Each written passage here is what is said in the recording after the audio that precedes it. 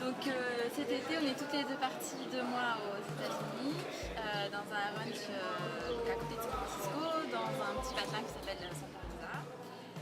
On a trouvé ce stage sur le site Workaway. Vu que nous on est partis à deux, on a payé en fait un tarif de couple. Donc on a payé 30 € pour avoir accès à toute la liste de différents boulots. Et Donc en fait, dans ce site, tu as accès à tous les pays, donc que ce soit États-Unis, Australie, enfin tous les pays. Et après, tu sélectionnes tes critères, ce que tu veux faire et le pays, et tu pars. Voilà. Et donc nous on a travaillé dans un ranch. Pour ceux qui veulent faire tout ce qui est WOOF ou au volontariat, si on peut vous donner des conseils, ça va être déstabilisant les premiers jours parce que c'est vrai que c'est quelque chose que tu fais pas habituellement, mais faut juste pas avoir peur de mettre la main à la pâte et d'aller voir les gens pour comprendre comment ils travaillent, comment ils vivent, et c'est à partir de ce moment-là où tu vas commencer à vraiment apprécier ton stage, à faire des rencontres, à améliorer ton anglais parce que là t'as pas le choix. Le vocabulaire agricole, tu es obligé de l'apprendre, t'es dans l'action en permanence. Bon, c'est un peu.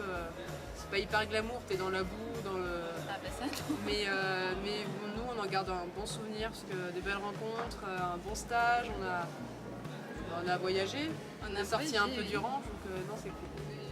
Voilà.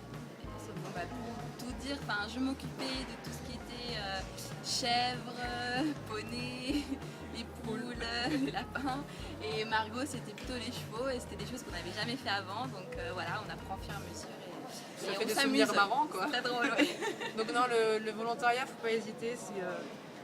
C'est un bon souvenir, ça change un petit peu, mais c'est enrichissant.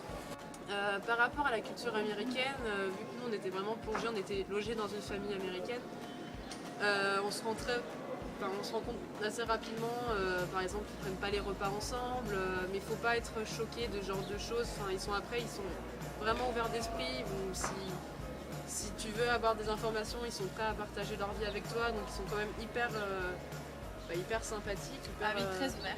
hyper ouverts d'esprit. Ils sont hyper joyeux, toujours en train de vouloir communiquer, t'apprendre des choses, autant sur leur histoire. Nous, on était là-bas pour la fête nationale, on est parti voir des reconstitutions de guerre civile, on a pu bouger dans tout San Francisco, ils nous laissé leur voiture, donc ils sont vraiment...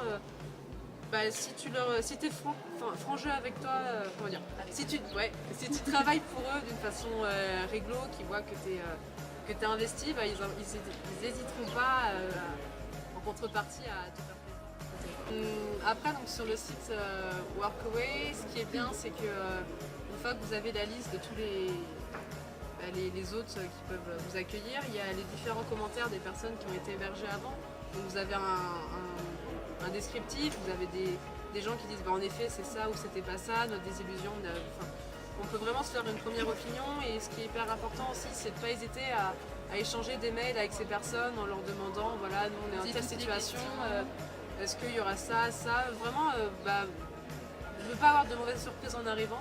Nous, c'est ce qu'on a fait, et on savait qu'on avait rendez-vous à telle heure avec telle personne, à tel arrêt de bus, et tout s'est hyper bien passé après pendant 2 mois. Et c'est important de bien préparer son stage pour ne pas avoir de mauvaises surprises et vraiment pouvoir l'apprécier à fond pendant